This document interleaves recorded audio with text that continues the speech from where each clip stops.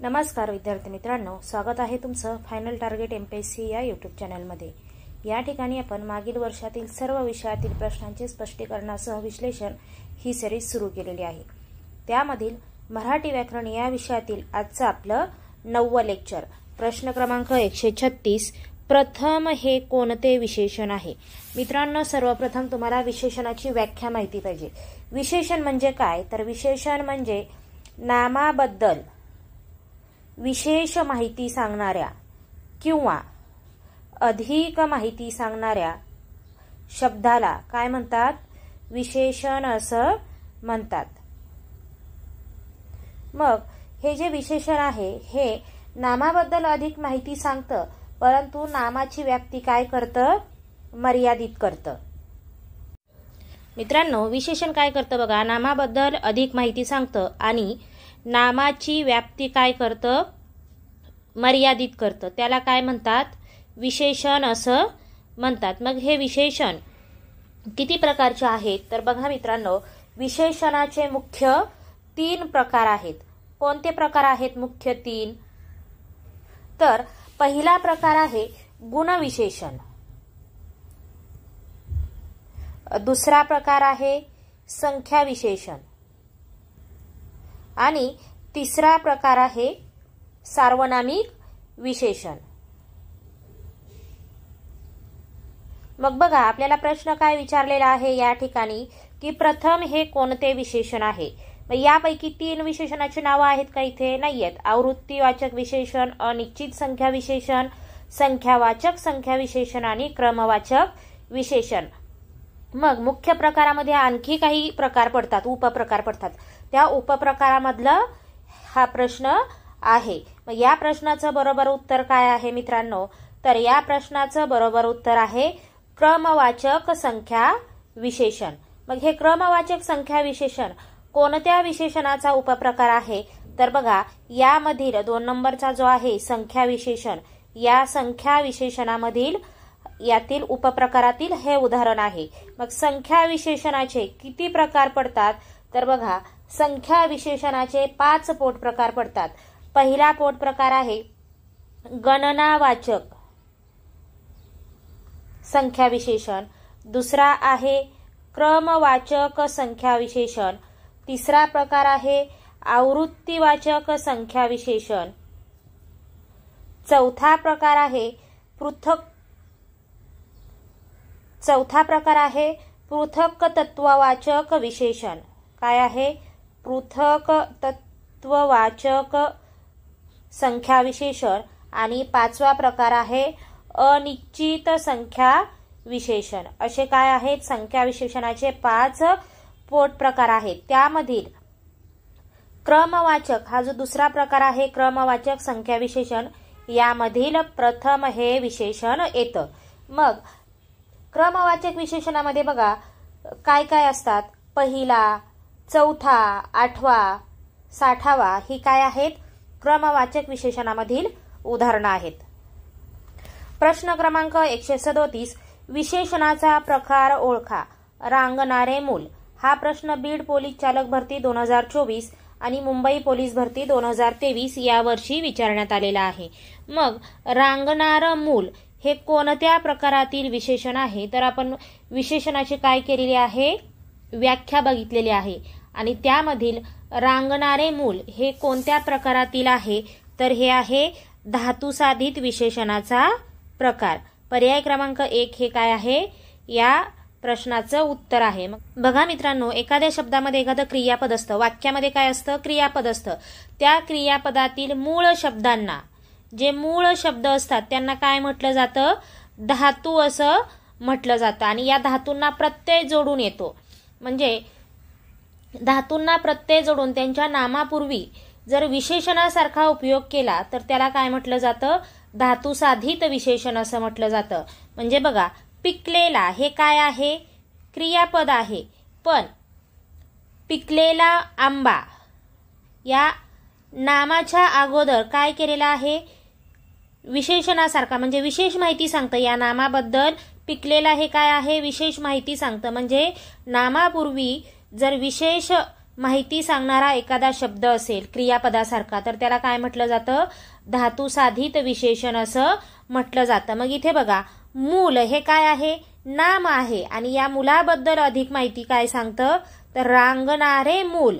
बरोबर, हे काय आहे, विशेषण आहे, पण ते कोणत्या प्रकारातील आहे, तर धातुसाधित प्रकारातील आहे. म्हणून या प्रश्नाचं बरोबर उत्तर आहे धातुसाधित विशेषण.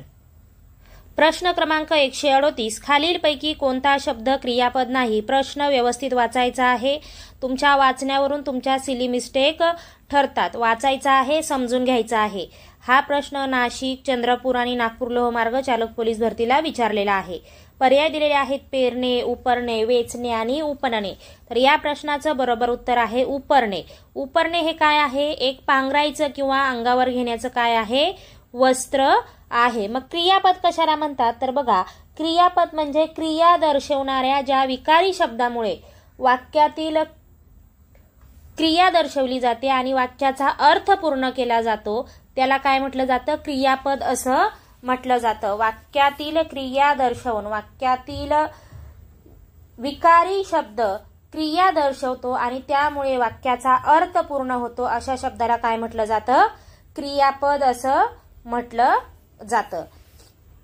प्रश्न क्रमांक 139, खालीलपैकी संयुक्त क्रियापदाचं उदाहरण कोणतं. हा प्रश्न SRPF ग्रुप क्रमांक 13 वडसा, गडचिरोली पोलीस शिपाई भरती 2024 आणि नवी मुंबई पोलीस शिपाई भरती 2023 ला विचारलेला आहे. मग आपल्याला पर्याय दिलेले आहेत खाऊन जा, खाऊन ये, खाऊन टाक आणि खातो. यामधील जे संयुक्त क्रियापद आहे ते कोणतं आहे किंवा संयुक्त क्रियापद बघा, पर्याय क्रमांक 3 हे काय आहे, संयुक्त क्रियापद आहे. मग मित्रांनो, संयुक्त क्रियापद म्हणजे काय, नाम आणि धातू मिळून जेव्हा क्रियापद तयार होते त्याला काय म्हटलं जातं, संयुक्त क्रियापद असं म्हटलं जातं. मग यामधील बघा, धातू कोणता आहे, खाऊन मधला खा हा काय आहे, मूळ धातू आहे आणि टाक काय आहे, नाम आहे. म्हणजे बघा, खाऊन अधिक टाक मिळून काय होतं, खाऊन टाक. हे काय झालेलं आहे, संयुक्त क्रियापद झालेला आहे. नाम आणि धातू जेव्हा एकत्र येतात आणि त्यांच्या संयोगाने जे क्रियापद तयार होतं त्याला काय म्हटलं जातं, संयुक्त क्रियापद असं म्हटलं जातं. मग बघा, एक काय असतं, एक धातू गौण आणि एक काय असतो, मुख्य धातू असतो आणि त्याला काय म्हटलं जातं, एक मुख्य धातू आणि एक गौण धातू यांच्यापासून काय होतं आणि त्याला जोडून जर नाम आलं तर त्यांच्यापासून संयुक्त क्रियापद तयार होतं. ही काय आहेत, संयुक्त क्रियापदाची लक्षणं आहेत. बघ, खाऊन ये असं होतं का, खाऊन ये नाही होत. बघा, तू बाजारात जाऊन ये हे काय झालेलं आहे, संयुक्त क्रियापद झालेला आहे. तू आंबा खाऊन टाक, खाऊन टाक हा काय झालेला आहे, संयुक्त क्रियापद झालेला आहे. प्रश्न क्रमांक 140, तो बिलकुल ऐकत नाही. या वाक्यातील अधोरेखित विशेषणाचा प्रकार सांगा. मग या ठिकाणी बघा, अधोरेखित काय केलेलं आहे, बिलकुल हे काय केलेलं आहे, अधोरेखित केलेलं आहे. आणि हा प्रश्न छत्रपती संभाजीनगर ग्रामीण पोलीस चालक भरती 2024 आणि नागपूर ग्रामीण पोलीस शिपाई भरती 2023 या वर्षी विचारण्यात आलेला आहे. पर्याय दिलेले आहेत परिणामवाचक क्रियाविशेषण, स्थलवाचक क्रियाविशेषण, रीतिवाचक क्रियाविशेषण आणि कालवाचक क्रियाविशेषण. कालवाचक क्रियाविशेषण म्हणजे काय, तर याच्यामध्ये वेळ दर्शविली जाते. स्थलवाचक क्रियाविशेषणामध्ये आपल्याला काय की स्थळ दाखवलं जातं. वर, खाली, मागे, पुढे ही काय आहेत, जागा आहेत, स्थळ आहेत. याला काय म्हटलं जातं, स्थलवाचक क्रियाविशेषण. परिणामवाचक क्रियाविशेषण म्हणजे काय, तर त्यामध्ये आपल्याला परिणाम दर्शविला जातो. त्याच्यामध्ये काय होतं, परिणामवाचक क्रियाविशेषण होतो. मग बिलकुल ऐकत नाही, कसा ऐकत नाही, बिलकुल ऐकत नाही, अजिबात ऐकत नाही, हा काय आहे, परिणाम आहे. ऐकत नाही काय आहे, परिणाम आहे. आणि कसा ऐकत नाही, तर बिलकुल ऐकत नाही. म्हणून या प्रश्नाचं बरोबर उत्तर आहे परिणामवाचक क्रियाविशेषण अव्यय.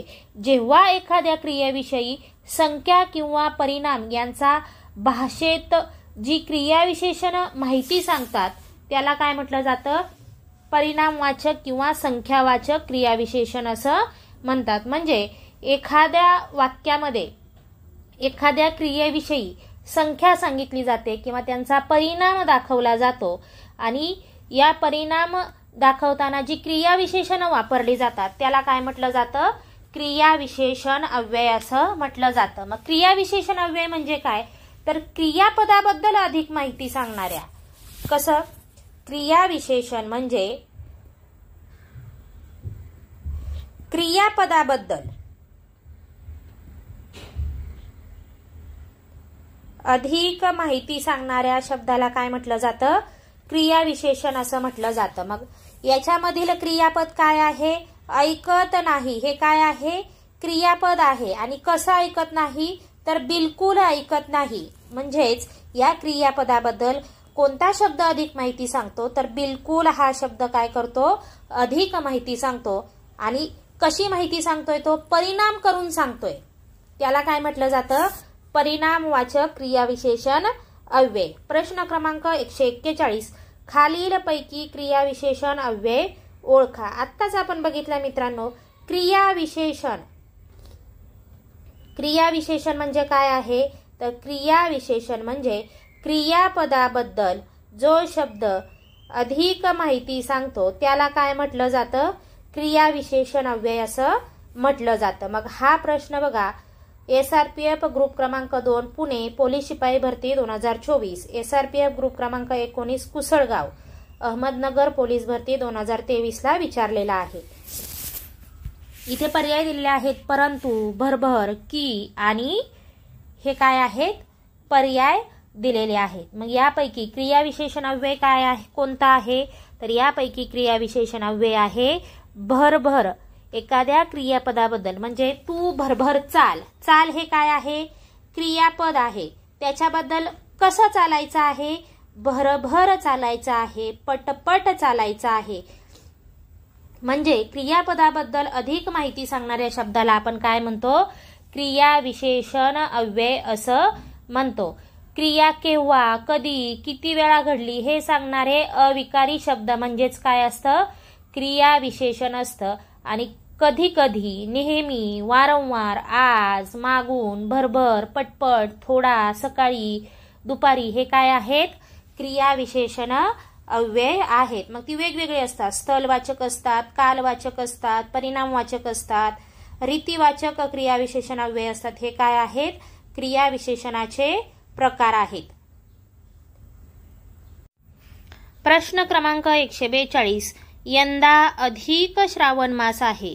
या वाक्यातील यंदा हा क्रियाविशेषणाचा प्रकार ओळखा. म्हणजे यंदा हा जो शब्द आहे हा कोणत्या क्रियाविशेषणाचा आहे?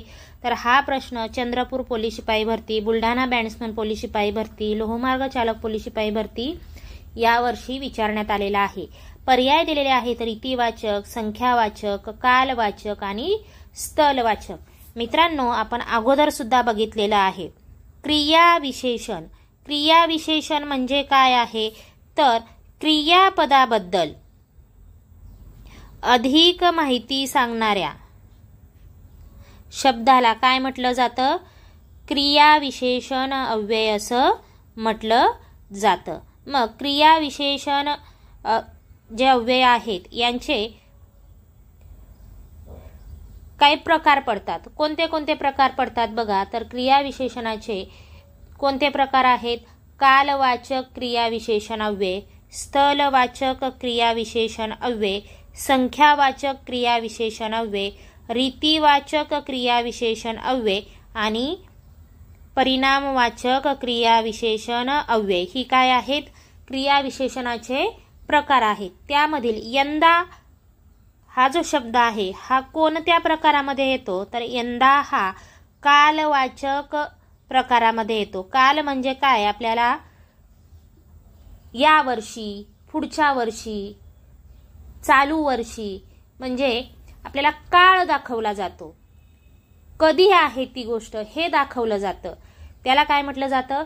कालवाचक क्रियाविशेषण अव्यय म्हणजे नेहमी, उद्या, आज, सकाळी, दुपारी, पूर्वी, अचानक ही काय आहेत? कालवाचक क्रियाविशेषणामधील शब्द आहेत. याच्यावरून आपल्याला ती क्रिया कधी घडली हे दाखवलं जातं. त्याला आपण काय म्हणतो? कालवाचक क्रियाविशेषण अव्यय म्हणतो. आणि स्थलवाचक क्रियाविशेषण अव्यय म्हणजे काय? तर जागा दाखवली जाते. ती घटना आहे, ती क्रिया आहे, ही कोठे घडली त्याची काय दाखवली जाते? जागा दाखवली जाते. त्याला आपण काय म्हणतो? स्थलवाचक क्रियाविशेषण अव्यय असं म्हणतो. मग यंदा अधिक श्रावण मास आहे. यंदा म्हणजे यावर्षी काय दाखवलेलं आहे? आपल्याला काळ दाखवलेला आहे. घटना केव्हा घडली, कधी घडली हे दाखवलेलं आहे. याच्यावरून आपल्याला या शब्दाचा कोणत्या क्रियाविशेषणामध्ये येतं हे समजतं. प्रश्न क्रमांक 143, खालीलपैकी अविकारी शब्द प्रकार कोणता? हा प्रश्न रत्नागिरी पोलीस शिपाई भरती 2024, SRPF ग्रुप क्रमांक 7 दौंड, पोलीस शिपाई भरती 2016 या वर्षी विचारण्यात आलेला आहे. मग अविकारी शब्द कोणता आहे यामधील? तर या प्रश्नाचं बरोबर उत्तर आहे पर्याय क्रमांक 4, क्रियाविशेषण हे काय आहे? अविकारी शब्द आहे. मित्रांनो, शब्दांच्या एकूण 8 जाती आहेत. त्या 8 जातीपैकी 4 काय आहेत? विकारी आहेत आणि 4 काय आहेत? अविकारी आहेत. मग विकारी जाती कोणत्या आहेत बघा? तर विकारी जाती आहेत नाम, सर्वनाम, विशेषण आणि क्रियापद. हे काय आहेत? विकारी जाती आहेत. आणि अविकारी जाती कोणत्या आहेत? तर क्रियाविशेषण, शब्दयोगी अव्यय, उभयान्वयी अव्यय आणि केवल प्रयोगी अव्यय या काय आहेत? अविकारी जाती आहेत. 4 विकारी आणि 4 अविकारी जाती आहेत. त्याबद्दल आपल्याला काय विचारलेलं आहे? अविकारी विचारलेलं आहे. तर क्रियाविशेषण हे काय आहे? अविकारी शब्द प्रकारामध्ये येतं. प्रश्न क्रमांक 144, परीक्षेपूर्वी तयारी झाली पाहिजे या वाक्यात अव्ययाचा कोणता प्रकार वापरलेला आहे? पर्याय दिलेले आहेत तुलनावाचक, स्थलवाचक, हेतुवाचक आणि कालवाचक. मग बघा कोणता प्रकार आहे अव्ययाचा? तर इथे काय दिलेला आहे आपल्याला? परीक्षेपूर्वी म्हणजे काय दिलेलं आहे? स्थळ दिलेलं आहे. इथे बघा आपल्याला काय म्हटलेलं आहे? परीक्षेपूर्वी. परीक्षेपूर्वी म्हणजे काय? केव्हा, कधी, घटना कधी झाली पाहिजे तयारी? तर परीक्षेच्या आधी, परीक्षेच्या पूर्वी म्हणजे काय दिलेलं आहे आपल्याला? इथे काळ दिलेला आहे. म्हणूनच हे जे वाक्य आहे हे कालवाचक अव्ययामध्ये येतं. जागा दाखवलेली आहे. आज, उद्या, परवा, पूर्वी, आधी, अचानक, नंतर हे काय आहेत? आपल्याला जागा दाखवलेल्या आहेत. क्रिया घडण्याची वेळ दाखवलेली आहे, काल दाखवलेला आहे. त्याच्यावरून आपल्याला या वाक्यातील परीक्षेपूर्वी तयारी झाली हे कोणत्या अव्यय प्रकारामध्ये येतं? तर कालवाचक अव्यय प्रकारामध्ये येतं हे समजतं. प्रश्न क्रमांक 145, माझा पहिला क्रमांक आला की मी पेढे वाटीन या वाक्यातील उभयान्वयी अव्ययाचा प्रकार ओळखा. हा प्रश्न गोंदिया पोलीस शिपाई भरती 2024, अकोला ग्रामीण पोलीस शिपाई भरती 2023 या वर्षी विचारण्यात आलेला आहे. पर्याय दिलेले आहेत विकल्पबोधक, स्वरूपबोधक, परिणामबोधक आणि संकेतबोधक. माझा पहिला क्रमांक आला पाहिजे किंवा माझा पहिला क्रमांक आला की मी पेढे वाटीन. की हे काय आहे? उभयान्वयी अव्यय आहे. उभयान्वयी अव्यय म्हणजे काय? 2 वाक्य किंवा 2 शब्दांना जोडणाऱ्या शब्दाला काय म्हटलं जातं? उभयान्वयी अव्यय असं म्हटलं जातं. माझा पहिला क्रमांक आला हे एक वाक्य आहे आणि मी पेढे वाटीन हे दुसरं वाक्य आहे. याला कोणत्या शब्दांनी जोडलेलं आहे? की या शब्दांनी जोडलेलं आहे. मग की हा जो शब्द आहे हे कोणत्या उभयान्वयी अव्ययाच्या प्रकारामध्ये येतं? तर हे संकेतबोधक उभयान्वयी अव्ययामध्ये येतं. बघा काही वाक्यांमध्ये गौण वाक्यातील अटींचा किंवा संकेताचा परिणाम हा मुख्य वाक्यात दर्शवलेला असतो आणि अशी वाक्ये ज्या अव्ययांनी जोडली जातात त्यांना काय म्हटलं जातं? संकेतबोधक उभयान्वयी अव्यय. मग संकेतबोधक उभयान्वयी अव्ययामध्ये बघा, जर, तर, म्हणजे, की ही काय आहेत? संकेतबोधक उभयान्वयी अव्ययामधील शब्द आहेत. जर तू पास झालास तर तुला गाडी घेऊन देईन. जर पाऊस थांबला तर क्रिकेटचा सामना होईल. हे काय आहेत? संकेत आहेत. संकेत दाखवले जातात. पाऊस थांबला तर क्रिकेट खेळू, पाऊस थांबला तर फिरायला जाऊ, तू पास झाला तर तुला गाडी घेऊन देईल, तुला चॉकलेट आणून देईल. बरोबर. पहिला नंबर आला तर पेढे वाटेल. पहिला नंबर नाही आला तर पेढे वाटणारच नाही. म्हणजे काही वाक्यांमध्ये काय असतं? गौण वाक्यातील अटींचा किंवा संकेताचा परिणाम हा मुख्य वाक्यात दर्शवलेला असतो. त्याला काय म्हटलं जातं? संकेतबोधक उभयान्वयी अव्यय असं म्हटलं जातं. प्रश्न क्रमांक 146. शाबास. आरोही चांगले यश मिळवलेस. शाबास या केवल प्रयोगी अव्ययाचा प्रकार ओळखा. हा प्रश्न भंडारा पोलीस शिपाई 2024 आणि अमरावती ग्रामीण पोलीस शिपाई भरती 2018 यावर्षी विचारलेला आहे. पर्याय दिलेले आहेत: प्रशंसादर्शक, हर्षदर्शक, आश्चर्यदर्शक आणि संबोधन दर्शक. शाबास. आरोही चांगले यश मिळवले. शाबास काय आहे? प्रशंसा केलेली आहे. अरे वा, किती छान आहे तुझा ड्रेस. काय आहे? प्रशंसा आहे. बरोबर. मग शाबास हे जे केवल प्रयोगी अव्यय आहे हे कशामध्ये येतं? तर प्रशंसादर्शक केवल प्रयोगी अव्ययामध्ये येतं. केवल प्रयोगी अव्यय जे आहे त्यांचे वर्गीकरण ती कोणती भावना व्यक्त करतं त्याच्यावरून ठरवलं जातं. शाबास, वाह वाह, फक्कड ही काय आहेत? प्रशंसादर्शक केवल प्रयोगी अव्यय आहेत. छान, वाह वाह, भले, शाबास, ठीक. काय? फक्कड चहा केलास तू. फक्कड म्हणजे काय? चहाची काय केलेली आहे? प्रशंसा केलेली आहे. बरोबर. वा वा, किती सुंदर गाणं म्हटलंस. म्हणजे काय आहे? प्रशंसा केलेली आहे. वा, किती छान ड्रेस आहे तुझा. आपण काय केलं? कॉम्प्लिमेंट दिली, प्रशंसा केली. त्याला काय म्हटलं जातं? प्रशंसादर्शक अव्यय असं म्हटलं जातं. प्रश्न क्रमांक 147. शी. काय कपडे तुझे. आता इथे बघा, शाबास, वा वा, छान, हे काय आहे? प्रशंसा केलेली आहे. आणि छी, काय घाणेरडी आहेस तू. शी, काय तुझे कपडे आहेत. आपण काय करतो? याचा तिरस्कार करतो. तिरस्कार दर्शक काय म्हटलं जातं याला? तिरस्कार दर्शक केवल प्रयोगी अव्यय असं म्हटलं जातं. म्हणजे वाक्यामध्ये जे शब्द दिलेले असतात ते शब्द त्या वाक्यामधील काय भावना दर्शवली जाते, काय भावना व्यक्त केली जाते त्यावरून काय ठरतं? ते वाक्य कोणत्या अव्ययाच्या वर्गीकरणामध्ये जातं हे ठरवलं जातं. मग आता इथे एकाखाली एक दोन वाक्य घेतले त्याच्यावरून आपल्याला समजलेलं आहे. शाबास म्हणजे प्रशंसा, म्हणजे त्याच्यामध्ये त्यातली भावना समजलेली आहे. शी, काय कपडे तुझे, याच्यावरून आपल्याला तिरस्कार दर्शक घाणेरडेपणाची काय झालेली आहे? भावना व्यक्त केलेली आहे. या दोन भावना आपण या ठिकाणी बघितलेल्या आहेत आणि त्याच्यावरून ते वाक्य कोणत्या केवल प्रयोगी अव्ययामध्ये जातं हे बघितलेलं आहे. प्रश्न क्रमांक 148. पुढील केवल प्रयोगी अव्ययांची चुकीची जोडी असलेला पर्याय ओळखा. इथे बघा, मौन दर्शक, चूप, चुपचाप, गप चूप. मौन म्हणजे शांत बसणे, गप्प बसणे, चुपचाप बसणे. कीप क्वाईट म्हणजे काय आहे? मौन दर्शक म्हणजे हे बरोबर आहे. हर्षदर्शक, आहा, वा, आहा, वा, किती छान, हे काय आहेत? हर्षदर्शक आहेत. बरोबर. संमती दर्शक, आपण एखाद्या गोष्टीला सहज संमती दाखवतो. बरोबर. ठीक, चांगलं आहे, हो चालेल. संमती देणे, मी फिरायला जाऊ का? हा जा.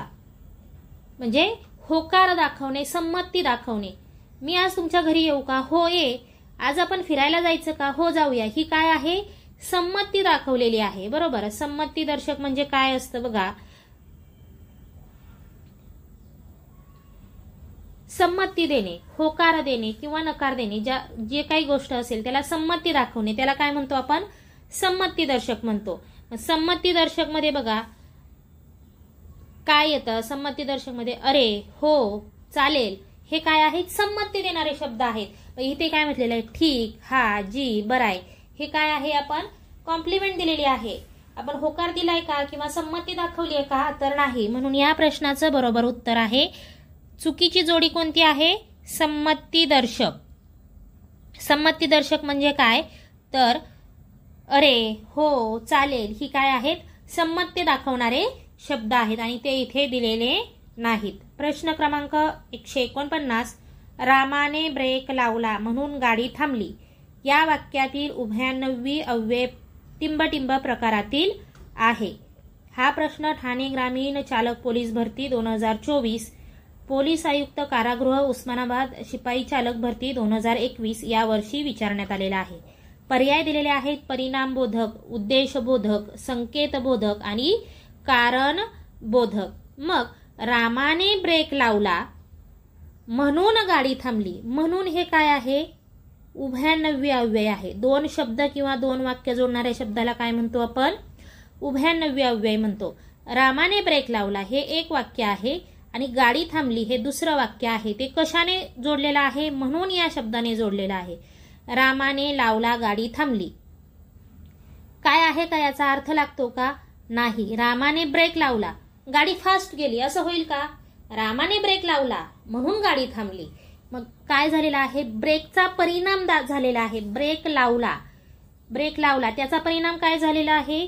गाडी थांबली. थांबणे हा काय आहे? परिणाम झालेला आहे.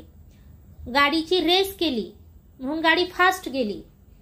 रेसचा परिणाम काय झालेला आहे? फास्ट झालेला आहे.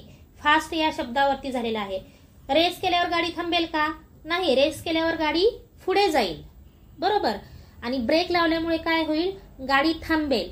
मग या ब्रेकचा परिणाम थांबणेवरती झालेला आहे आणि हे कशाने जोडलेलं आहे? म्हणून या उभयान्वयी अव्ययाने जोडलेला आहे. म्हणून हे जे वाक्य आहे हे परिणामबोधक उभयान्वयी अव्ययामध्ये येतं. रामाने ब्रेक लावला, ब्रेकचा परिणाम गाडी थांबण्यावर झालेला आहे म्हणून हे वाक्य परिणामबोधक केवल प्रयोगी अव्ययामध्ये येतं. प्रश्न क्रमांक 150, आजच्या लेक्चर मधला शेवटचा प्रश्न. गंगा ही पवित्र नदी आहे, बरोबर. मग यामधील गंगा हे काय आहे? अधोरेखित केलेलं आहे आणि या ठळक शब्दाचं काय आहे? आपल्याला जात ओळखायला सांगितलेली आहे.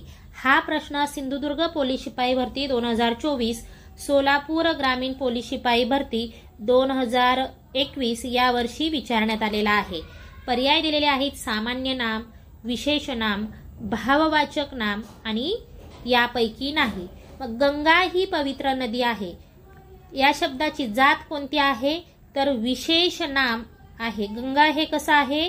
विशेष नाम आहे. विशेष नाम जे नाम एकाच जातीच्या विशिष्ट व्यक्तीचा, बघा विशेष नाम म्हणजे काय आहे?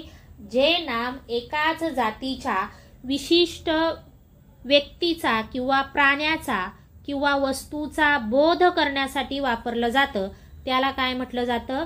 विशेष नाम असं म्हटलं जातं. बघा गंगा, महाबळेश्वर, यमुना, हिमाचल, बरोबर. हिमाचल काय आहे? पर्वत आहे. तिथे खूप पर्वत आहेत. त्यातील एका पर्वताचा उल्लेख केलेला आहे. कोणत्या पर्वताचा उल्लेख केलेला आहे? हिमाचल पर्वत, बरोबर. मुंबई शहर, भारतामध्ये अनेक शहरं आहेत. शहर म्हणजे काय झालं? सामान्य नाम झालं. पण त्या शहराला जर मुंबईचा उल्लेख केला, भारतामध्ये मुंबई शहर आहे, मुंबई काय झालं? विशेष नाम झालं. म्हणजेच एकाच जातीच्या विशिष्ट नावाचा उल्लेख करण्यासाठी, बरोबर.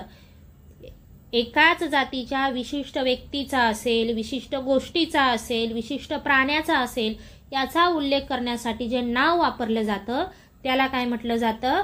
विशेष नाम असं म्हटलं जातं.